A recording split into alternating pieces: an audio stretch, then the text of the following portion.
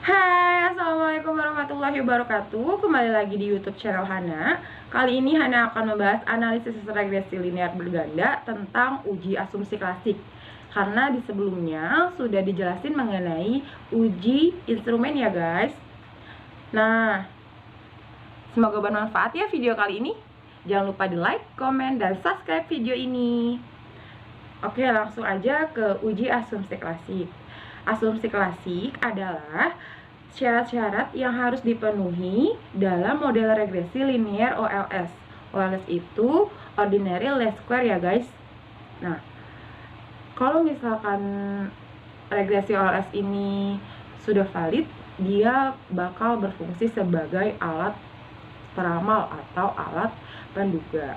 Nah, regresi OLS ini merupakan sebuah model regresi linear dengan perhitungan kuadrat terkecil. Maka dari itu disebut regresi OLS. Di dalam regresi OLS ini agar mendapatkan hasil yang valid sebagai alat penduga harus melewati beberapa syarat.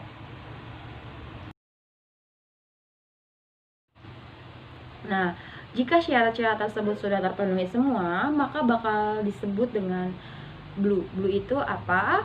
Base, linear, unbiased estimation. Nah, lanjut. Tahap-tahap pengujian dalam model regresi linear OLS ini terbagi menjadi 5 ya guys. Diingat ada 5. Yang pertama ada uji normalitas, yang kedua ada uji heteroskedasitas, yang ketiga ada uji multikolinearitas, yang keempat ada uji autokorelasi, dan yang kelima ada uji linearitas. Nah, yang akan saya bahas di sini di dalam uji asumsi klasik hanya 3 uji dulu ya. Akan dipraktekkan dan diberi contoh melalui aplikasi SPSS. Nah, di next aja ya, langsung aja kita lihat videonya. Dan akan ada penjelasannya di dalam video tersebut ya. Ditonton dengan serius ya. Jangan bengong. Oke, langsung kita mulai masuk ke prakteknya ya. Sebelum masuk ke SPSS, kita awali dulu dengan adanya data yang mau dimasukin ke SPSS. Saya namai di sini data SPSS Matlit. Nah, di sini terdiri dari variabel Y sampai X1 sampai dengan X4. Yang dipakai itu jumlah dari variabel LA1 sampai dengan LA8 dan skornya itu jumlahnya. Jadi skor itu adalah jumlah. Nah, jumlahnya itu kita copy dari R01 sampai R100, kemudian kita bikin kayak semacam apa sih namanya? sheet baru dan kita itu gabungin jumlah-jumlah dari variabel Y sampai dengan X4 itu hanya kita gabungin aja. Oke, seperti ini ya. Cara mudahnya untuk mengcopy itu jadi ketik shift Ctrl panah bawah langsung Ctrl C. Jadi nggak usah pakai kursor lagi atau mouse. Lanjut X2.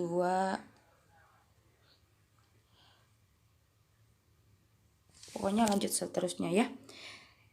Di sini ada penjelasan tambahan mengenai uji asumsi klasik. Uji asumsi klasik ini tidak bisa dilakukan jika tidak lulus dalam uji normalitas yang harus diganti datanya. Jadi kan di dalam sebelumnya kan sebelum uji asumsi klasik itu terdapat uji analisis deskriptif dari uji instrumen. Jadi kalau dalam uji instrumen itu nggak lulus, jadi nggak bisa ke tahap uji asumsi klasik gitu. Nah, setelah digabungkan ke tadi, aku copy ke aplikasi SPSS. Nah, gambarannya seperti ini. Tapi di sebelumnya itu variabel view-nya udah aku isi dengan name-nya itu Y, X1, X2, X3, dan X4. Yang kemudian desimalnya aku ubah menjadi 0, measure-nya aku ubah menjadi scale. Petunjuk ini ada di video aku sebelumnya ya. Ditonton juga ya yang sebelumnya biar kalian lebih paham. Lanjut ke praktek yuk. Nah, di sini tuh kan yang pertama kita bahas kan uji normalitas ya. Uji normalitas itu ada uji grafik. Nah, uji grafik itu ada langkah-langkahnya. Langkah yang pertama, kalian klik pada bagian biru yang di atas yang analis. Kemudian kalian pilih bacaan regression. Di regression kalian pilih linear lalu klik. Setelah itu akan muncul dialog linear regression. Kemudian, isi kotak dependen dengan variabel Y dan kotak independence dengan variabel X1, X2, X3, dan X4. Klik tombol plots. Nah, akan muncul kotak dialog linear regression plots. Kemudian, isi kotak Y dengan spreadsheet dan isi kotak X dengan jepret. Pada menu standardized residual plots, centang histogram dan normality probability plot, lalu kemudian klik continue dan klik OK. Mohon maaf di sini videonya nggak tertayang karena nggak kerekam gitu, jadi nanti aku kasih tahu step by stepnya aja. Nah, ini gambaran kotak yang tadi nggak muncul ya. Jadi Y ini pindahin ke dependent dan X-nya pindahin ke independent seperti ini. Lalu klik plots. Setelah klik plots muncul seperti ini, pindahin spreadsheet dan jepretnya. Nah, output yang dihasilkan tadi ini seperti ini ya. Ini uji grafik. Ada grafik histogram, ada juga grafik p-plot, dan ada grafik different scatter plot seperti ini. Next, masih di uji normalitas, tapi bagian B yaitu uji Kolmogorov-Smirnov. Uji Kolmogorov-Smirnov adalah pengujian normalitas yang banyak dipakai oleh para peneliti karena banyaknya program statistik yang memudahkan proses olah data penelitian. Kelebihan dari uji ini adalah proses yang sederhana dan tidak menimbulkan perbedaan persepsi di antara satu peneliti dengan peneliti yang sering terjadi pada uji normalitas dengan menggunakan grafik. Nah, langkah-langkahnya. Kita lihat ya langkah-langkahnya. Langkah yang pertama, kalian bisa klik ke analis.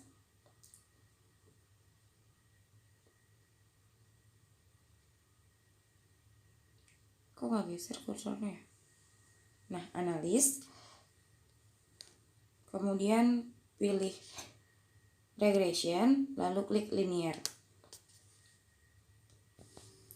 Setelah sudah, akan muncul kotak dialog dengan nama linear regression. Nah, akan muncul kotak seperti ini. Pindahkan Y sebagai dependent dan X sebagai independent. Oke. Kalau sudah, klik save. Setelah klik save, akan muncul kotak dialog linear regression save. Lalu kalian centang bagian under standardized di residual. Kemudian klik continue. Akan menghasilkan tabel res 1 ini. Abaikan aja nilai res 1 ini ya. Kemudian kita pilih ke langkah-langkah selanjutnya. Langkah selanjutnya adalah kalian klik ke analis, lalu klik non-parametric test, lalu klik legacy dialogs, kemudian pilih klik submenu 1 sampel KS.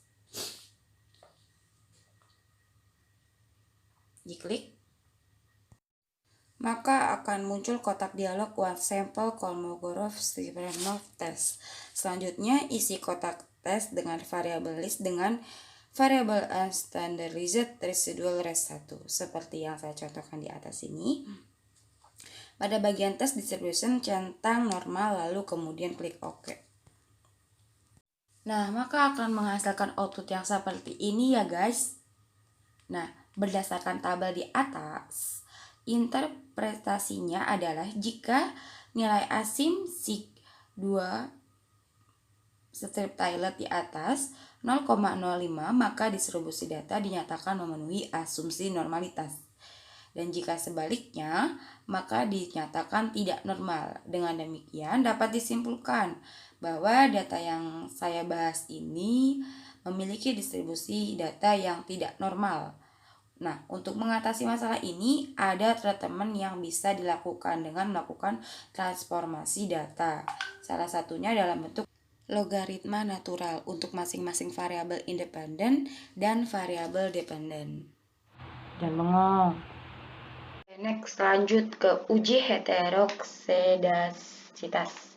Adalah uji yang dilakukan untuk melihat adakah ketidaksamaan varian dari residual untuk semua pengamatan pada model regresi linear. Uji ini merupakan salah satu dari uji asumsi klasik yang harus dilakukan pada regresi linear. Apabila hasil uji heterosedasitas ini temukan ketidaksamaan varian dari residual, maka dapat dikatakan asumsi heterosedasitas ini tidak terpenuhi, sehingga hal ini dapat mengakibatkan model regresi yang dinyatakan tidak valid sebagai alat peramalan atau pendugaan. Di dalam uji heterosedasitas ini bisa dilakukan dengan berbagai cara, diantaranya uji Leger, uji Park, uji Spearman, dan grafik scatter plot. Akan tetapi hanya akan dibahas uji Gleiser dan uji grafik scatter plot ya. Nah, langsung saja.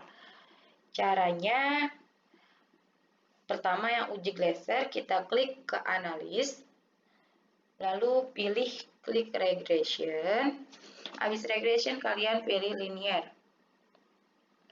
Nah, setelah pilih linear, diklik, kemudian akan muncul kotak dependen. Lihat kotak seperti ini, nah Y-nya itu pindahin ke dependen dan X-nya pindahin ke independen. Seperti itu, lalu ketik OK. Setelah sudah, kalian klik save. Setelah diklik save, akan muncul kotak regression. Seperti ini. Lalu centang yang understand, klik continue. Nah, akan menghasilkan res 1. Nah, res 1-nya itu kemudian kalian abaikan aja. Lihat data view, ada variabel baru bernama res 1, itu diabaikan. Lalu kalian klik transform. Nah, setelah klik transform, kemudian klik compute variable. Yang ini. Nah, akan muncul jendela dialog. Compute variable. Pada kolom target variable, ketik res2, dan pada kolom numeric expression, ketik abs underscore res dalam kurung res underscore 1, kemudian klik OK. Nah, abaikan aja output yang dihasilkan yang di res 2 ini ya. Kalian langsung aja klik analis lagi. Kemudian klik regression. Lalu kemudian klik linear. Setelah klik linear, dalam kotak dependen variabel Y, lalu ganti dengan res 2. Nah, seperti ini. Di kolom dependen, Y-nya dikeluarkan, kemudian diganti menggunakan res 2. Res 2-nya diklik, kemudian panah ke kolom dependen. Setelah sudah, klik OK. Maka akan menghasilkan koefisien sebagai berikut. Nah, koefisien ini berdasarkan tabel ini, kesimpulannya adalah apabila nilai signifikasi lebih besar dari 0,05, maka tidak terjadi heterosedasitas. Tampak bahwa semua variabel independen tidak mengalami gejala heterosedasitas karena nilainya lebih besar dari 0,05. Next, masih sama di uji heterosedasitas, tapi bagian B, uji grafik scatter plot. Yang pertama langkahnya klik analis, kemudian klik regression, lalu klik linear seperti biasa. Setelah sudah, maka akan muncul kotak dependen. Kotak dependennya ini diisi dengan Y dan independennya dengan X1, X2, X3, dan X4. Lalu tekan plots. Setelah tekan plots, maka akan muncul dialog linear regression seperti ini. Kemudian isi kolom Y dengan recit dan isi kolom X dengan zbret. Sama yang tadi, yang sebelumnya, tapi bedanya di standardized residual plots jangan dicentang apapun, jadi nggak usah dicentang. Kemudian klik continue. Setelah klik continue, lalu klik OK. Dan hasil outputnya seperti ini. Pada gambar ini terlihat titik-titik menyebar secara acak dan tidak membentuk sebuah pola tertentu. Titik-titik menyebar baik di atas maupun di bawah angka 0, dengan demikian dapat disimpulkan bahwa model regresi tidak mengalami heteroksidasitas, sehingga model regresi dinyatakan valid sebagai alat peramalan. Nah, seperti itu lah uji heteroksidasitas. Sudah paham kan? Langsung kita lanjut ke uji multikolinearitas ya. Kita lanjut aja ke uji multikolinearitas. Uji multikolinearitas adalah sebuah situasi yang menunjukkan adanya korelasi atau hubungan kuat antara dua variabel bebas atau lebih dalam sebuah model regresi berganda. Multikolinearitas menggambarkan variabel independen mempengaruhi variabel independen lainnya yang mengakibatkan model regresi tidak dapat dijadikan sebagai alat peramal hasil penelitian. Jadi, uji multikolinearitas ini yang akan dibahas pada video saya ini, yaitu dengan melihat Pearson correlation antara variabel bebas dan nilai VIV tolerance. Berikut cara-caranya. Tetap menggunakan SPSS. Yang pertama, kalian bisa klik analis. Setelah klik analis, kemudian klik regression dan linear. Yang ini langkah seperti biasanya ya. Setelah klik linear, maka akan muncul dialog linear regression seperti ini, seperti biasanya. Nah, dependennya tetap diisi variabel Y dan independence-nya tetap diisi X1 sampai X4. Perbedaannya ini klik di statistik ya. Di statistik. Kemudian setelah klik statistik akan muncul lagi jendela dialog linear, regression statistik, kemudian centang yang deskriptif dan collinearity diagnosis. Kemudian klik continue, lalu klik OK. Maka akan menghasilkan seperti ini ya. Ini merupakan output yang dinamakan Pearson correlation. Nah, pada tabel ini tidak menunjukkan adanya nilai korelasi yang lebih besar dari 0,8. Maka dengan demikian dapat disimpulkan bahwa tidak terjadi multikolinearitas antara variabel independen yang akan diteliti.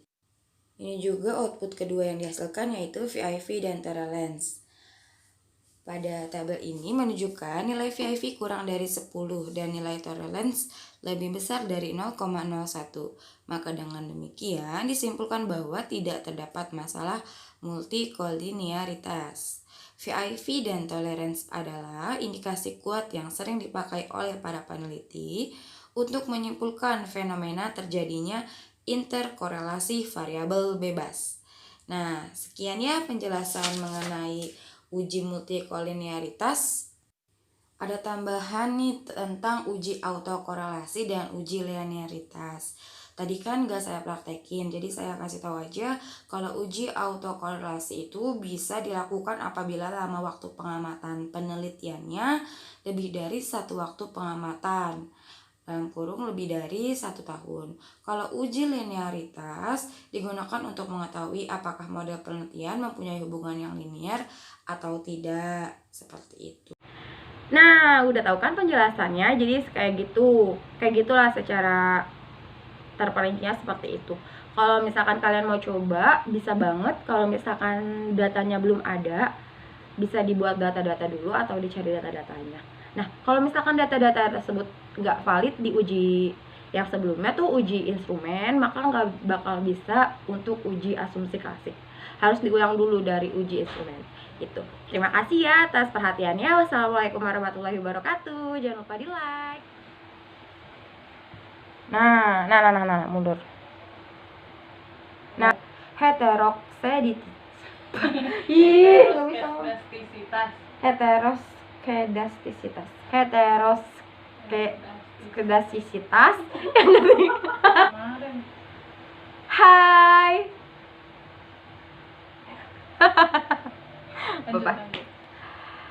Ulangin ya, Sonia mengganggu guys.